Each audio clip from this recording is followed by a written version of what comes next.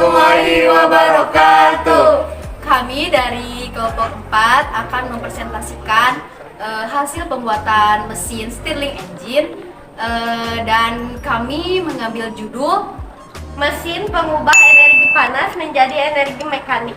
Oke, sebelum itu perkenalkan, saya ketua dari kelompok 4, Rika Rismayanti, dan teman saya.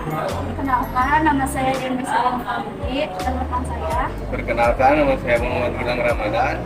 Perkenalkan, nama saya Yura Muhammad. Perkenalkan, nama saya Ika.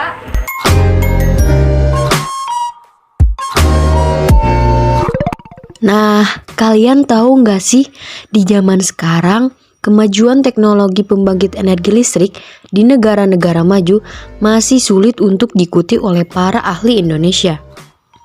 Kekurangan tenaga ahli, kekurangan fasilitas, kekurangan pendanaan riset, dan lemahnya koordinasi adalah sebagian dari masalah utama yang sering ditunjukkan sebagai penghalang kemajuan teknologi di bidang rancangan bangunan mesin energi listrik. Nah, betul banget tuh. Padahal di kalangan perguruan tinggi banyak tercetus ide-ide dalam hal perancangan dan pembuatan mesin-mesin pembangkit energi listrik. Tetapi karena kurangnya mendapat dukungan baik dari pemerintah maupun investor untuk membantu khususnya dalam hal pendanaan riset, maka ide-ide tersebut akhirnya tidak dapat dikembangkan lebih lanjut lagi, teman-teman. Nah, maka dari itu kita menggunakan judul mesin pengubah energi panas menjadi energi mekanik, ingin membuktikan mesin Stirling dapat dioperasikan melalui berbagai sumber panas seperti tenaga matahari, kimia, maupun nuklir. Setuju banget sama Rika. Dibandingkan dengan mesin pembakar internal, mesin Stirling memiliki potensi untuk lebih efisien, lebih tenang, dan lebih mudah perawatannya. Maka dari itu, kita akan mengkaji lebih jauh tentang apa itu mesin Stirling dan bagaimana prinsip kerjanya, teman-teman. Mengingat mesin Stirling ini sangat berpotensi untuk dikembangkan.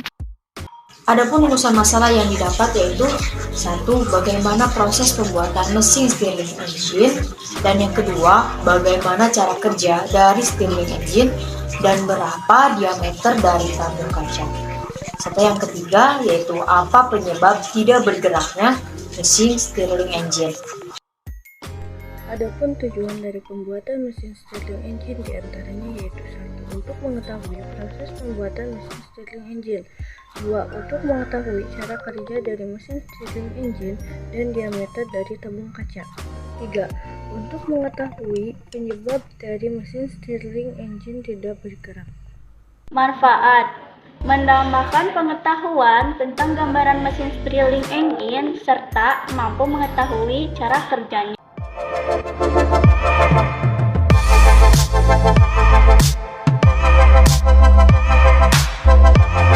Sebelumnya, mari kita mengenal mesin Stirling.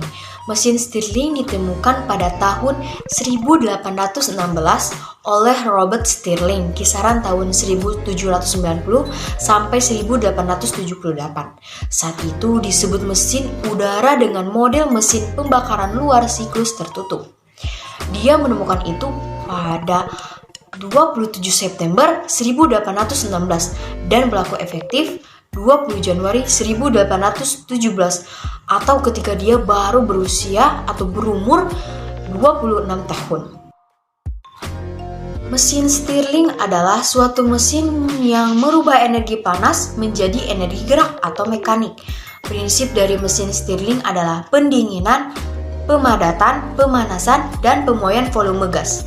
Biasanya yang digunakan adalah gas hidrogen atau helium secara bergantian di dalam suatu ruang yang tertutup, yaitu tidak ada gas yang keluar masuk sistem.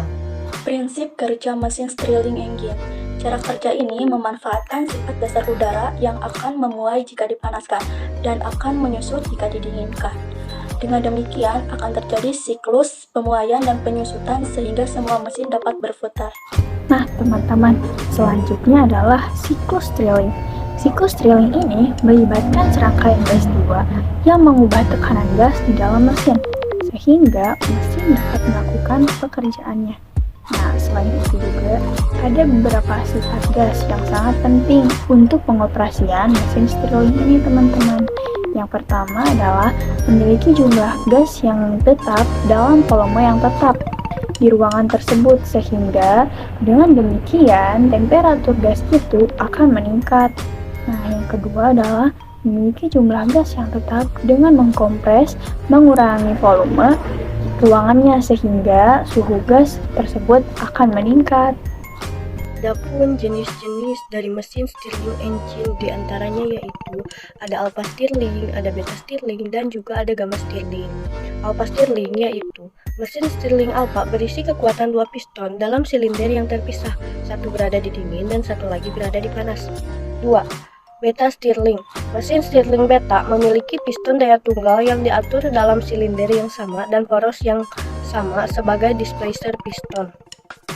3. Yaitu gamma Stirling. Mesin Stirling gamma hanyalah sebuah mesin Stirling beta, di mana piston tenaga sudah terpasang di dalam silinder yang terpisah, samping silinder piston displacer, tapi masih terhubung ke roda gila sama. Kegunaan mesin Stirling engine.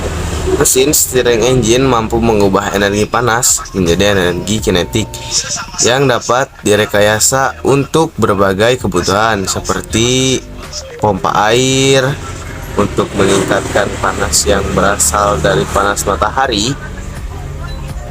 Digunakan sistem penerimaan panas dengan dasar gagasannya adalah kompor matahari.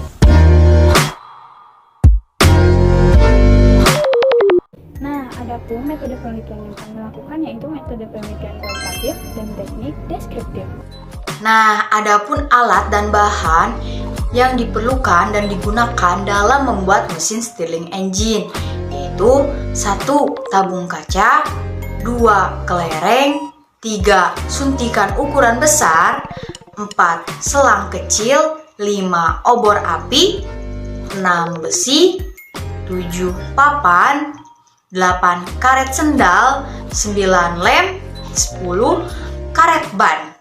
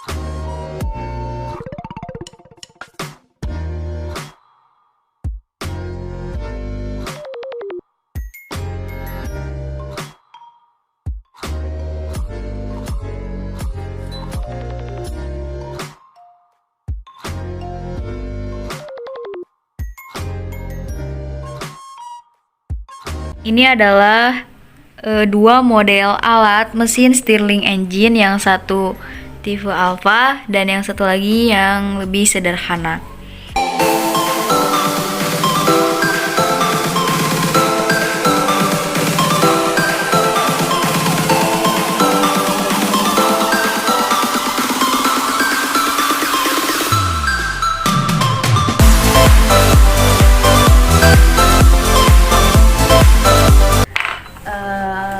Adapun dua model di depan kami yaitu permasalahannya yaitu keduanya tidak bergerak. Mengapa tidak bergerak? Biar teman saya menjelaskan. Nah, kita sudah melakukan 2 kali percobaan pada mesin Stirling tipe alpha ini. Yang pertama kita memasukkan air ke dalam tabungnya, dan yang kedua yaitu kita tidak memasukkan air. Dan dari kedua percobaan itu hasilnya tidak bergerak. Nah, kemungkinan itu kesalahannya adalah dari api yang dihasilkan kurang besar, dan uap yang dihasilkan juga kurang sehingga tidak mendorong piston. Ini adalah model yang sederhana dari mesin Stirling engine. Untuk langkah kerjanya seperti ini. Nah, untuk langkah ke-1 yaitu ada jarum suntik yang terhubung ke tabung reaksi atau tabung kaca. Dan di sisi bawah tabung reaksi dipanaskan, yaitu ini dipanaskan dengan lilin. Kita dapat melihat jarum suntik memanjang dengan memuai udara dan terjadi pemuaian di sini sehingga akan bergerak seperti ini. Untuk langkah kedua yaitu di mana sudah dimasukkan kelereng ke dalam tabung reaksi dan memanaskan di sisi bawah tabung reaksi, yaitu di sini yang sudah tadi bilang. Dan untuk langkah ketiga yaitu Untuk langkah ketiga, saat kita memindahkan kelereng di dalam tabung reaksi, jarum suntik menjadi panjang dan pendek dengan gerakan kelereng. Langkah keempat, karena udara memiliki perbedaan suhu di dalam tabung reaksi, kelereng menggerakkan udara melalui ruang panas dan dingin. Nah, adapun solusi yang kami dapat dari permasalahan yang terjadi pada mesin Stirling tipe alfa. Tipe alfa ini akan bergerak ketika api yang diperlukan cukup besar dan uap yang dihasilkan dari air yang mendidih cukup besar juga, sehingga mengeluarkan uap, dan mesin Stirling akan bekerja jika terdapat perbedaan temperatur panas dan dingin. Adapun manfaatnya yaitu akan dijelaskan oleh teman saya. Manfaatnya yaitu memanfaatkan sifat dasar udara yang akan memuai jika dipanaskan dan akan menyusut jika didinginkan sehingga mesin dapat berputar.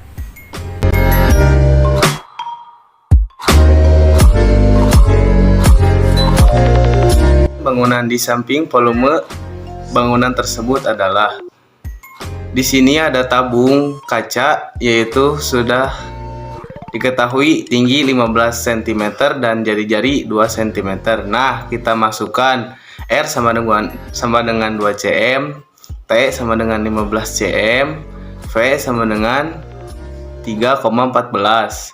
Setelah itu, kita masukkan rumus, yaitu V sama dengan luas alas kali tinggi, berarti sama juga seperti V kali R kuadrat kali T sama dengan 3,14 kali 2 kali 2 kali 15 sama dengan 3,14 kali 4 kali 15 sama dengan 3,14 kali 60, dan hasilnya sama dengan 188,4.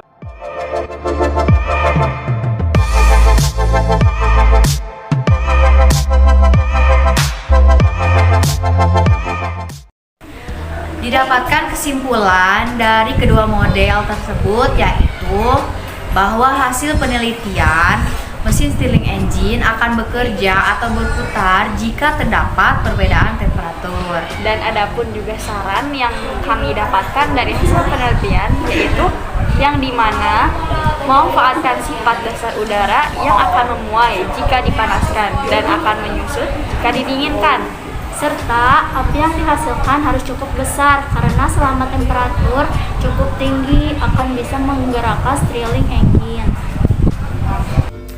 Akhirnya kita telah sampai di penghujung pembahasan video. Terdapat beberapa poin penting yang telah dibahas, seperti apa itu mesin Stirling engine, kemudian siklus, jenis-jenis, prinsip, serta mesin Stirling engine. Dan kegunaan mesin Stirling engine. Hal ini tidak hanya penting bagi diri sendiri, melainkan untuk para penonton video kami. Semoga kalian termotivasi dan sebagai pembelajaran untuk pembuatan mesin Stirling engine. Sekian dari kelompok